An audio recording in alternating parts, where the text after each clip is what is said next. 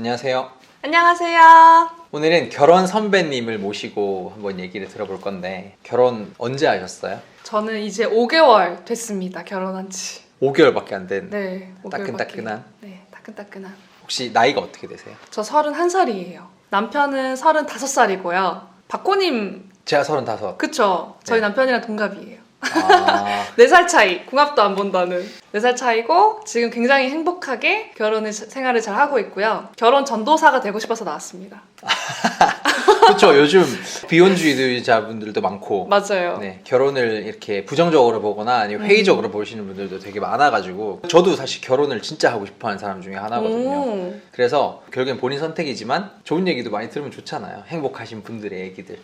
그래서 이렇게 모셨고요. 그러면 행복하신가요? 뭐 당연한 얘기겠지만. 너무 좋아요. 아, 진짜. 진짜요? 네. 근데 원래 실제로 비혼주의자셨어요? 그 아니요, 정도는 그건 아니고, 그 정도는 아니고. 그냥 저는 그 전에는 되게 현실적으로 결혼을 생각한 적은 없었던 것 같아요. 아, 진짜요? 네, 그냥 언젠간 하겠지, 뭐 이런. 근데 남편 만나고 아 진짜 이 사람이랑 결혼해야겠다. 놓치면 후회할 것 같다 생각에 오, 바로 결혼을 하게 됐죠. 어느 정도길래요? 예전에 만났던 분들에 비해서 뭐 이렇게 뭐 엄청 특별한 점이 있었던 건가요? 옛날에 만났던 사람들은 장점 이만큼 좋아요. 갑자기 단점이 이렇게 있어요. 약간 중간이 없었던 것 같아요. 아, 생각해보면. 극단이었다? 네, 약간 극단. 근데 지금 남편은 저랑 결이 비슷하고 약간 이렇게 중간을 유지하는 중간 이상을 이렇게. 그러니까 싸울 일이 크게 없는 거죠. 아, 밸런스가 맞는 스타일이군요. 밸런스가 맞아요. 근데 그거를 어떻게 알아보셨어요, 연애할 때? 나쁜 남자를 많이 만나보는 것도 전 도움이 된다 생각해요. 이게 강하면 갑자기? 정신이 딱 차려져요. 그 전에 만났던 사람 중에 나쁜 사람이 많았다. 아우 뭐 근데 다들 그러면 성숙하겠죠. 나쁜 여자였을 수도 있어요. 저도. 아, 내가 나쁜 여자였으니까 나쁜 남자를 만났다. 뭐 그랬을 수도 있고 아. 사실 다 상대적인 거니까. 그랬는데 이제 하도 만나다 보니까 네, 남편분이 좋은 남자라는 걸 알아봤다. 맞는 말이에요, 진짜. 단번에 알아보셨나요? 사귄 지 한 2개월 정도 됐을 때 차를 타고 가는데 그때 좀 오랜만에 되게 옛날 얘기를 했어요. 어떤 얘기요? 서로의 과거 이야기나 자랐던 배경 이런 것들. 그래서 그때 이제 제가 예전에 사업을 했었었는데 잘 안 돼서 마지막에 되게 속상하고 다음번에는 기회가 있을지 모르겠지만 잘 하고 싶다 얘기를 했더니 너 잘 될 수 있다. 내가 정말 열심히 지지를 해주겠다. 뭐 심적이든 물적이든 뭐 그런 식으로 응원을 해줘서 그때 그 말을 듣고 되게 감동을 받았었어요. 근데 보통 남자들 보면 나 다 해줄게 너 지지해라고 하는 사람들도 많잖아요. 그 순간의 감정에 취해서. 근데 남편분이 뭐 다른 게 좀 있었나요? 그럴 수 있는데 사실 연애할 때 약간 공수표? 공수표 공수표. 날리는 사람들 되게 많잖아요. 그쵸. 근데 그 사람은 아닐 거라는 생각을 할 수밖에 없는 게 평소에 말을 하면 지켜요. 그런 사람이 말할 때 무게는 다르죠. 그리고 저를 지지해주겠다는 말을 듣자마자 진짜 바로 하더라고요. 아, 망설임 없이. 네, 망설임 없이. 아, 생각 안 하고. 네, 생각하면 약간 느낌이 있지. 그쵸, 그쵸. 뻥일 수도 있고. 네. 그래서 진심이 더 느껴졌던 것 같아요.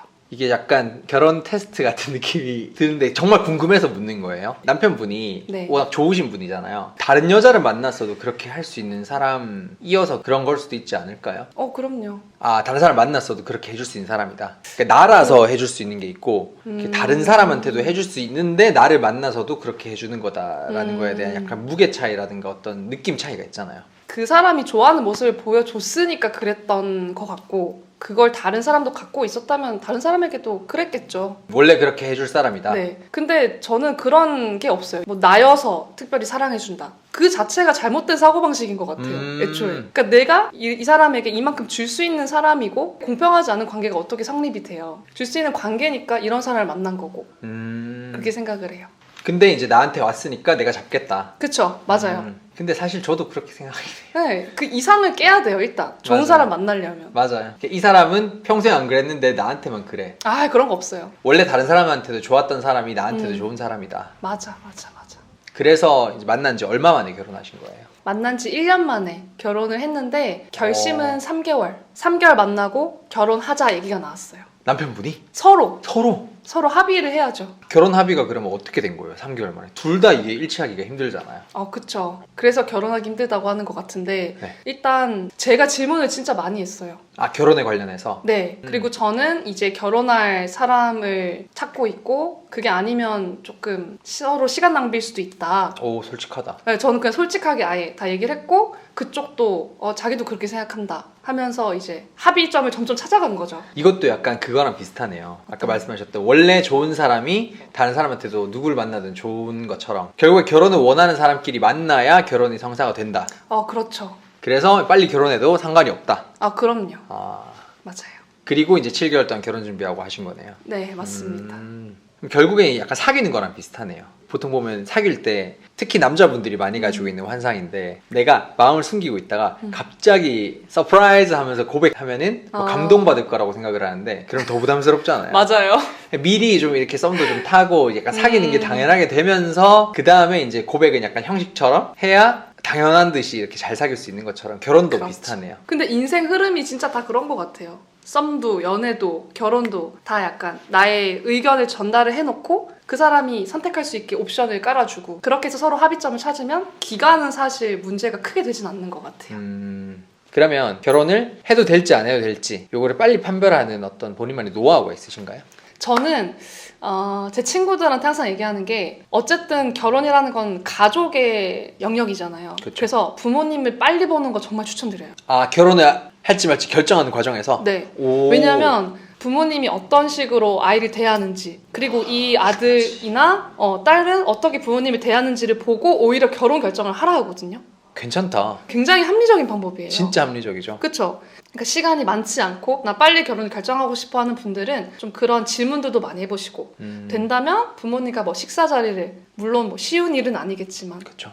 미리 해보는 것도 좋을 것 같아요. 굉장히 부담되는 일이죠. 그쵸? 근데 부담을 가져야죠. 결혼인데. 그 정도 부담은 감수해야지. 미리 채찍을 맞으세요. 미리 맞고 나중에 편하자.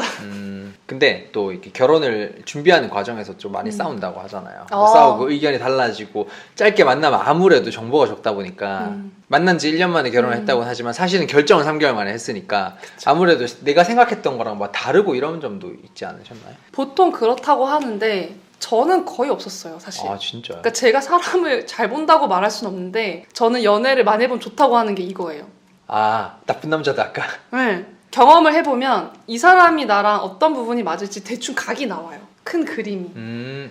그래서 예상 밖을 크게 벗어날 일이 없었어요. 저는. 경험의 중요성이군요. 그쵸. 경험의 중요성. 그럼 혹시 연애 실례지만 괜찮나요? 얘기해도? 남편분 볼 수도 있는데. 근데 몇 번 한지 모르겠는데? 손가락 안 할 것 같은데? 네. 근데 저는 친구들한테 항상 얘기하는 게 네. 연애, 썸 다 그냥 일단 많이 해보라고. 그러니까 뭐든 배우는 게 있고 만나면서 자기 기준을 쌓는 게 중요한 것 같아요. 나쁜 남자를 만난 경험들조차도. 네, 그럼요. 전 진짜 고마워요, 솔직히 지금은. 예전에 이 사람은 진짜 안 만났으면 좋겠다 하는 옛날 전 남자친구가 있었는데 네. 지금은 그 사람 만나면 진짜 고맙다고 할 것 같아요. 혹시 어떤 사람이었는지 얘기해 주실 수 있어요? 여자 문제를 굉장히 많이 일으키시던 주기적으로.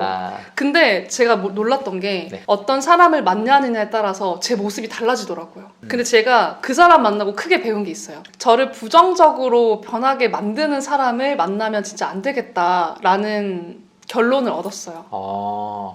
그래서 뭐 예를 들어서 조금씩 불안해할 요소가 있으면 제가 더 집착하게 되고 자꾸 어디야? 답장 기다리게 되고 점점 더 그 사람을 쪼게 되잖아요. 그렇죠. 근데 그게 내 잘못이 아니에요, 사실은. 서로 같이 만드는 문제이기 때문에 그런 부분들을 만드는 사람은 좀 피해야겠다라는 걸 만나서 알게 된 거죠.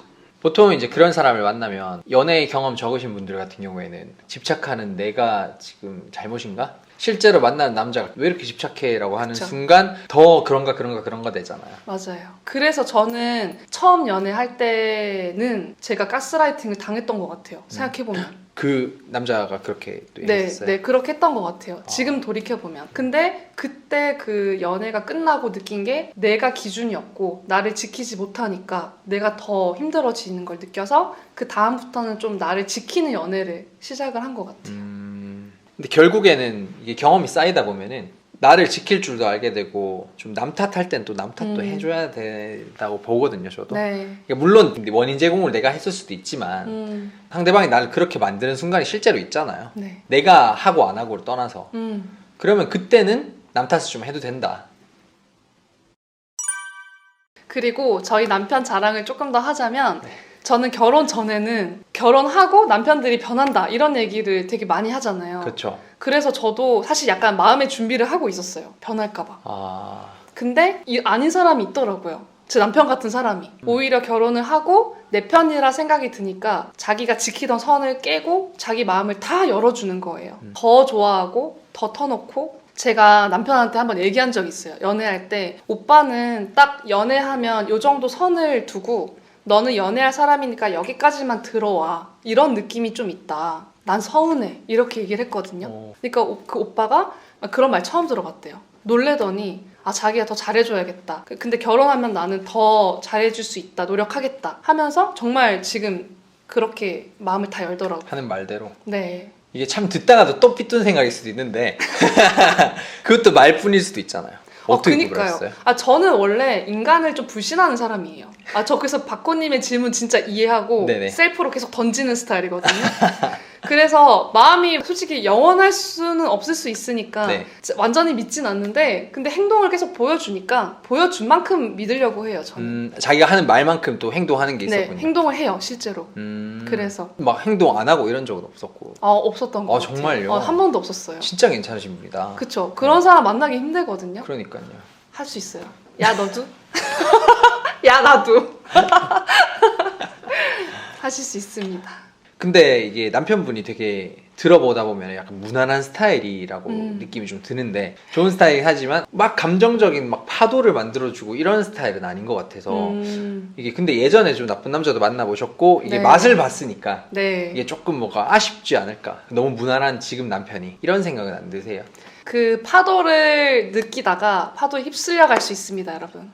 명심하세요. 여자 동생들한테 진짜 해주고 싶은 말인데 나쁜 남자를 만나보는 거 정말 좋은 것 같아요. 만나시면서 내가 크게 당하고 정신이 바짝 들면은 이게 무난한 사람의 매력이 정말 크구나를 알게 되실 거예요. 일단 첫 번째, 속을 썩이지 않는다. 제 인생에 집중을 하려면 남녀 다 필수예요. 특히 결혼해서. 그럼요. 결혼에서는 사실 감정적인 어떤 자극보다는 사실 생활이니까. 그쵸. 생활인데. 약간 트러블 메이커가 아니고 나와 함께 동거를 잘하고 육아를 잘 할 수 있는 사람. 이렇게 생각을 해보시면 좋을 것 같아요. 그리고 연애는 좀 자극적이고 재밌는 게 뭐 좋을 수 있어요. 하지만 결혼은 평생 살아야 하기 때문에 계속 자극받으면 사람이 스트레스 받거든요. 막 목에 담겨 흘리고 그쵸. 그런단 말이에요. 그래서 평생 친구 같은 사람을 만나시는 걸 추천드립니다. 그쵸. 이게 우리가 밥을 먹을 때도 너무 자극적인 음식을 계속 먹으면은 먹을 땐 너무 좋지만은 이게 속 베린다고 하잖아요. 그쵸. 맨날 엽떡 먹을 거 아니잖아요.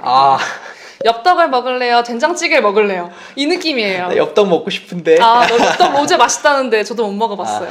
근데 계속 먹으면 이제 살찌고 이제 그럼요. 위 망가지니까. 그럼요. 네. 그리고 자극적인 사람은 장단점이 굉장히 뚜렷해요. 근데 결혼하신 분들 얘기 다 들어보면은 장점이 많은 사람보다는 단점이 거의 없는 사람을 찾으라고 하거든요. 저는 그게 진짜 띵언이라고 생각해요. 그러니까 단점 하나가 내 인생에 치명적인 결정타를 줄 수 있어요. 서로에게. 좋은 점이 아무리 좋아도. 네, 그렇죠. 결국엔 집밥 같은 사람이 가장 좋네요. 그렇죠. 역시나. 저도 그러려고 노력을 하는 편이에요. 그래서 실제로 스타일은 집밥 같으신 스타일이 아니면 약간 엽떡 같은 스타일이에요? 저는 옛날부터 컨셉추얼한 걸 좋아해가지고 바꿔요. 기분마다. 왜냐면 하나만 보여주면 좀 질릴 수 있다는 생각을 했어요. 옛날부터. 맞아요. 그래서 막 연애할 때도 어떤 날 막 자극적으로 하고 어떤 날은 품어주고 집밥처럼 이런 식으로 많이 컨셉을 바꿨던 것 같아요. 연애도 되게 잘하셨겠네요, 그러면. 나쁘지 않았던 것 같은데 모르죠. 그들이 어떻게 평가할지는. 전 남친들 막 댓글 달리는 거 아니에요? 잘 부탁드립니다. 피차 마찬가지니까. 그 뭐 그런 건 없으셨어요? 메리드 블루였나? 결혼하기 전에. 전에 약간 메리지 블루. 메리지 블루. 결혼 정말 해도 될까? 이게 돌이킬 수 없으니까. 그런 건 없으셨어요? 아예 없진 않아요. 왜냐면 평생 같이 살아야 되는데 확신을 내가 아무리 있다 해도 혹시 모르잖아요. 네. 근데 그럴 때마다 생각했어요. 내가 너무 힘들었던 경험. 그러면 갑자기 안 되지, 정신 차려야지. 감사합니다. 이렇게 변하더라고요. 아, 마인드 컨트롤을 막 네, 하시네요. 컨트롤 많이 하죠. 결국 사람은 생각한 대로 살기 때문에. 그리고 이제 결혼을 해서 이제 어떤 또 일들이 있었는지 어떤 행복을 누릴지는 영상이 길어져서 다음 편에 보도록 하겠습니다. 여러분 사랑받는 하루 되세요. 안녕.